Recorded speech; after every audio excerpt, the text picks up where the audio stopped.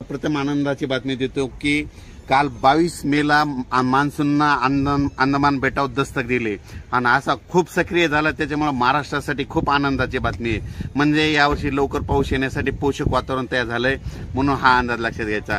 आज आहे 23 मे 24 आणि 25 दरम्यान महाराष्ट्रामध्ये म्हणजे सातारा, सांगली म्हणजे पश्चिम महाराष्ट्रात कोकणपट्टी भागामध्ये या 3 दिवसामध्ये पाऊस पडणार आहे, म्हणून हा अंदाज लक्षात घ्यायचा।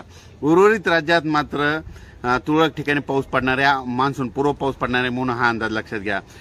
परंतु हे करत असताना सांगू इच्छितो की आता पाऊस म्हणजे पावसाळा जवळ आलाय आणि पाऊस कधी येणार आहे आणि शेतकऱ्याची सगळ्यांची आशा लागली आहे। तर मग शेतकऱ्याला सांगू इच्छितो आता म्हणजे 30 आणि 31 मेला काय होणार आहे, मान्सून म्हणजे केरळमध्ये दाखल होणार आहे, म्हणजे केरळला सक्रिय होणार आहे। पण 30-31 मेला सक्रिय झाल्याच्या नंतर म्हणजे 1, 2, 3 जूनला केरळमध्ये 1 तारखेला येणार आहे आणि त्याच दिवशी मात्र महाराष्ट्रामध्ये 1, 2, 3 दरम्यान चांगला पाऊस पडणार आहे।